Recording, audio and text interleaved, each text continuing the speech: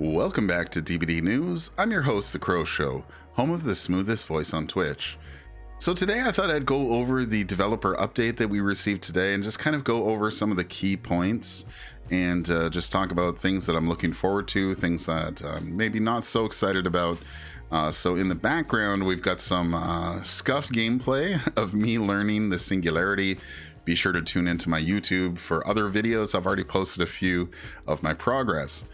So let's get into it. The first item on the update is that survivor disconnect bots are on the way.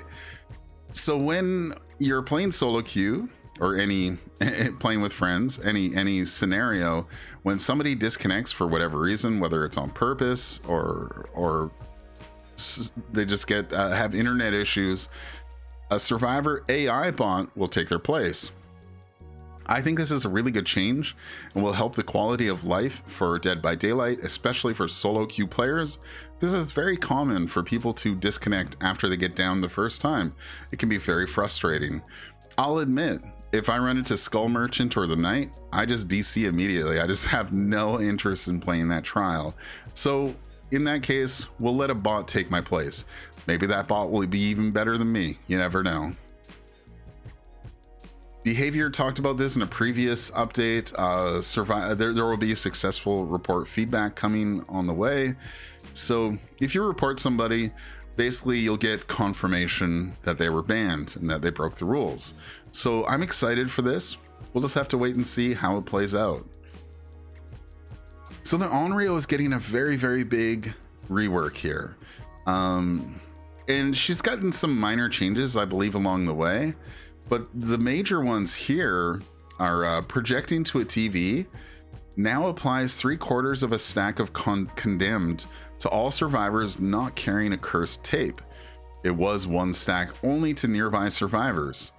The time a TV is disabled after the Onryo projects to it has been reduced to 70 seconds. It used to be 100, and it can be reduced further with add-ons.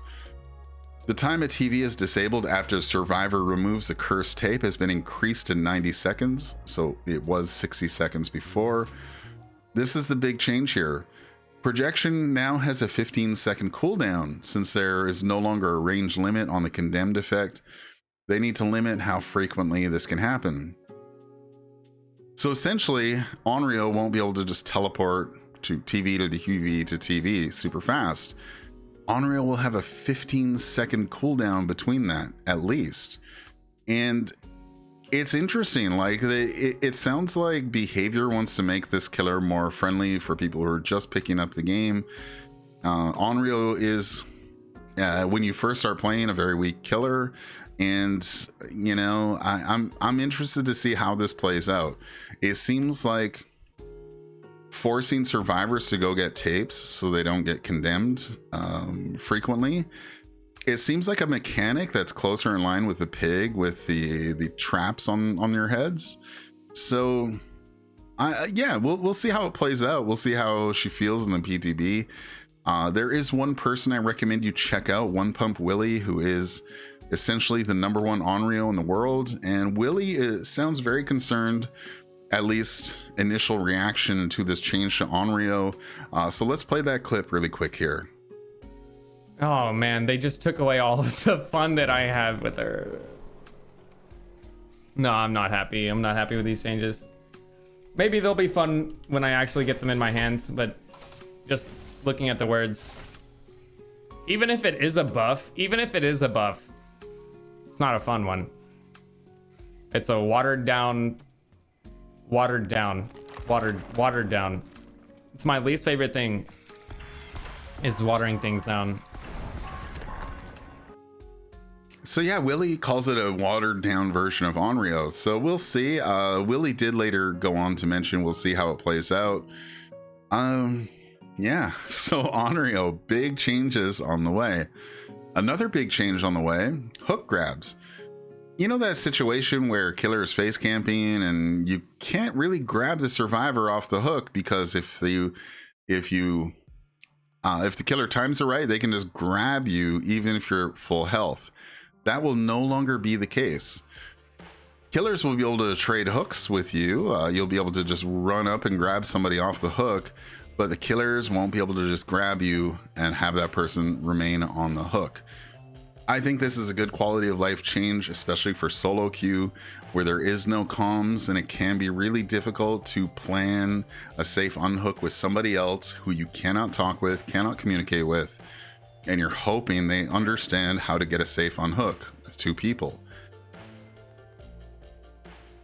Brand new part gets a really interesting rework. It looks like a nerf at first, but I think it'll just force survivors to change the way they use brand new part. So on the surface here, when brand new part is installed, you will face a difficult skill check. Upon succeeding, the generator's required charges are reduced by 10 and the add-on is consumed. So it says here, it will save 10 seconds compared to the previous 22.5 seconds. As this lowers the required charges for the affected generator, any regression perks which apply regression based on the generator's total charges will have their effectiveness slightly reduced.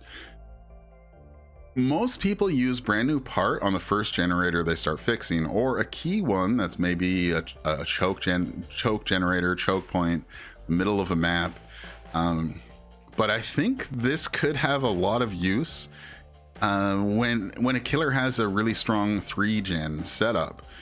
So I think using brand new part towards the end of the trial will be more effective because it reduces the amount of charges required to fix the generator by 10 charges. That's pretty significant, especially when you get down to 3 gens. You only have one left to fix. There's a lot of perks that are getting reworked, so we'll just briefly go over this. Coup de grace gets a bit of a buff. Killers will now get 2 charges of coup de grace versus just 1 whenever a generator gets fixed. Claustrophobia gets an interesting buff. It blocks vault locations within in its current state, it blocks vault locations within 32 meters. But from the looks of it, it's just going to block vault locations everywhere across the whole map. So I think it has like a lot of potential, especially snowball potential. We'll have to wait and see how it plays.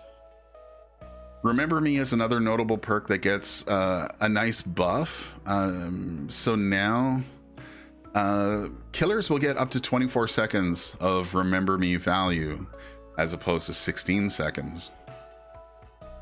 And crowd control gets another buff as well. So it'll be interesting to see how crowd control and claustrophobia, you know, maybe weird little combo there. It'll be interesting to see how those pair together or separate, or if they'll even be used, you know. Will we see these get use in live servers? We'll just have to wait and see.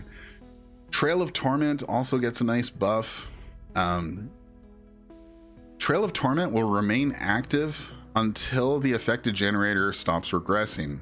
So in its current state, the perk deactivates whenever a generator is that generator is tapped, essentially stopping the regression, or if a health state is lost. So we could see, you know, some really cool sneaky builds with fun killers like Blight or Billy, Bubba, Wesker, who knows. Prove Thyself gets a bit of a nerf here. It'll still be a fine perk, but it'll no longer repair. The repair speed was reduced to 10% per nearby survivor. It used to be 15%.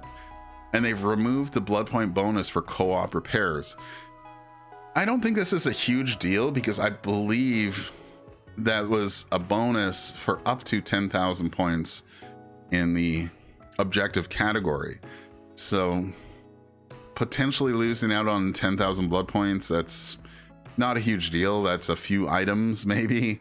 A lot of people got bent out of shape over this, saying that the grind of DBD, but like the grind is kind of a built-in mechanic that keeps us all playing this game.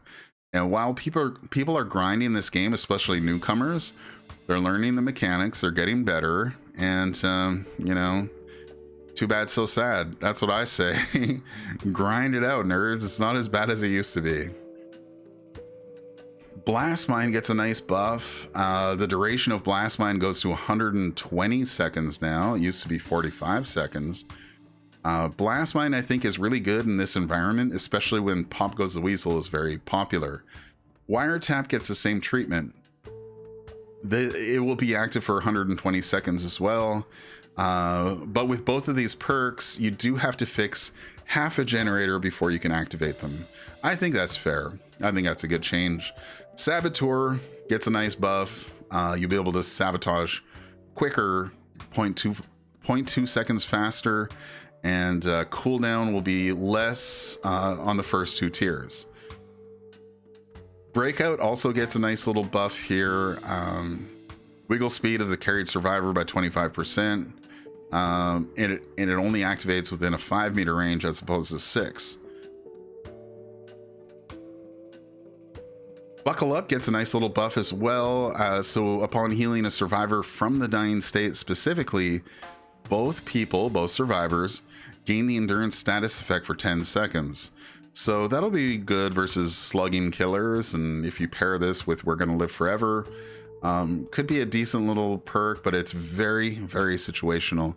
Smash Hit gets a bit of a buff because it's not really used that much, and I honestly don't think it'll get used that much.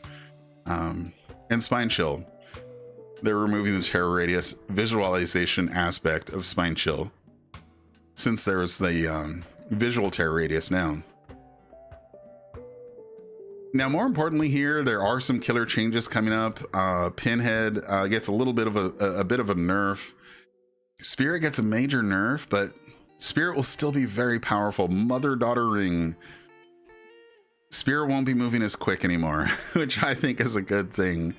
Spirit will still be powerful, don't worry. Homies that are crutched with mother-daughter ring on Spirit, you're still gonna be good. And Dried Cherry Blossom is another popular add-on for Spirit. Reduces the range to 3 meters versus 4 meters. And the rest of the add-ons, you know, I'm not too familiar. And Hag, I'm not too familiar with hers either. So yeah, we'll just have to wait and see how that plays out. I think Spirit will still be super, super powerful. Coldwind is getting a map update because, let's face it, when you get a Coldwind map, especially if it's Cowshed, if you're playing killer, it's just an automatic L for you. Depending on the killer you get. If you're playing like Bubba or like Legion, even Clown, whoever, it's just an automatic L for you if you get Cowshed.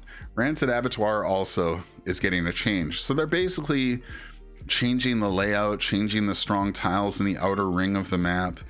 The main structures for each map will be reworked to make them less powerful. So yeah, I'm excited to see how that plays out. Coldwind offerings are super, super popular with 4-person Swifts, because who doesn't love just an easy victory all night long when you bring Coldwind offerings? Easy victory for people playing Survivor. So that's the end of the developer update. I think there's a lot to take away here. There's a lot of really interesting things to look forward to. Onryo will be interesting to see. Maybe more people will play Onryo, as she's going to be a little bit more accessible, because you do have to put in a lot of hours to quote unquote get good with Onryo. And I'll be curious to see if survivors finally drop Prove Thyself, because I just posted a tweet about that recently. I'm just getting so tired of seeing the same 5 or 6 perks on either side. So yeah, we'll see how this all plays out. I'm excited. The PTB, I believe, will also include Nicolas Cage, and I think that's hitting servers on Wednesday if you're on Steam. So I'll be putting out content as much as I can. So please stay tuned to The Crow Show on YouTube, Twitch, TikTok. Follow me on Twitter as well, please. Links will be in the notes. And thanks very much for checking me out. And I hope to see you next time.